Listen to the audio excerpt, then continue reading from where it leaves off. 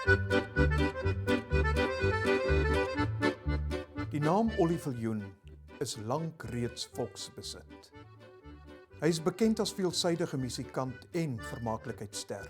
En sonder twyfel een van die grootste stimuleerders van die storieverteltradisie in Afrikaans. En nou het Ollie sy storie vertel in hierdie lekker leesboek, Gitare en ander snare, wat deur Hemel en See uitgegee is. Ollie, lees uit vir ons daai eerste versie in die boek. Ek skryf versies en rympies om die tyd om te kry. Tot die dood my kom haal, pleeg ek rymelery. Ek tokkel intussen op baie ou snare en droom van die hemel en nuwe gitare. Jy sê jou lewe is in twee gedeel. Ja, my lewe is eintlik in twee gedeel. Ek het maar begin as 'n musikant van baie jongs af. En toe Spies en Plessis het in my kop gekom as 'n storievertelprogram. En toe Jan oorlede is, het toe Makelas, nou was maar dieselfde soort van ding gewees. En daarna was ek maar weer 'n musikant. Ek weet die sirkel is voltooi.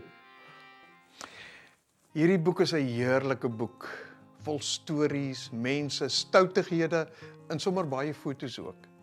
Ja, die boek gaan eintlik oor die mense wat op my pad gekom het. Jy weet, dis nie 'n autobiografie nie, dis 'n boek oor mense.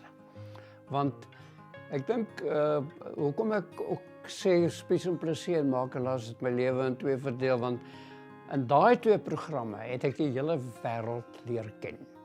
Een van die grootste bydraes wat jy op die kultuurgebied gelewer het, is die van storie vertel. En wat jy weer laat herleef het met jou stoepstories en dit sommer aan die brand gesteek. Ja, stoepstories was baie gewild op die feeste gewees. En dit was maar net 'n hoe sal ek sê, 'n stage program van Spies en Plessis op Makelas dan. En by die lees is dit baie duidelik dat jy baie groot voorliefde vir die poësie, vir gedigte het. Ek het van skool daar af het ek gedigte gelees. Het was vir my altyd wonderlik gewees en die ritme, ek het nie altyd alles verstaan nie. En eendag, ek het 'n nooi gehad, haar pa was ons predikant gewees, toe was ek nog op skool. En toe beland ek gaan kuier toe vir haar en hier beland ek voor hulle huis op 'n baie mooi tuin op 'n bank en wie sit langs my NP van Wyk Lou.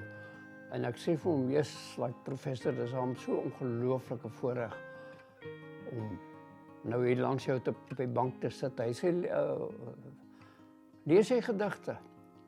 Ek sê, ja, ek verstaan nie altyd alles nie, maar ek is mal daaroor. En toe sê hy, toe staan nou gewoon 'n akkerboom. En hy sê vir my, sien jy daai boom? Ek sê, ja, professor, hy sê, ken jy daai boom se morfologie en sy anatomie? Ek sê, nee, uiteraard nie. Hy sê, maar dis steeds vir jou 'n mooi boom. Ek sê, ja, hy sê, maar so werk jy kunste. Musiek, skilderkuns, poësie. Jy hoef nie altyd al die detail te ken van 'n besigheid om dit te waardeer nie. As dit vir jou mooi is dit vir jou mooi. Jy het so vol en ryk en geskakeerde lewe gehad. Jy sou dit seker nie anders wou nie. My lewe was goed geweest. Ek is baie dankbaar vir alles wat ek verniet gekry het. Ek het niks eintlik verdien nie. Alles het net op my pad geval in my lewe wat ek weet wat werk en die soort van dinge, musiek en die soort van dinge aanbetref. En ek glo nie, ek sou dit anders, 'n paar dinge sou ek anders wou gehad het. Hierdie boek met byna 100 stories is soms nostalgies. Dit gaan oor mense wat oor Ollie se pad gekom het, en dit is ryk aan soet en sout insidente. Hy ontbloot sy hart en hy het getrou aan musiek gebly. As ek eendag in die hemel kom, Here, ek vra nederig, gee my nie 'n harp of lier, asseblief, gee my 'n trekklavier.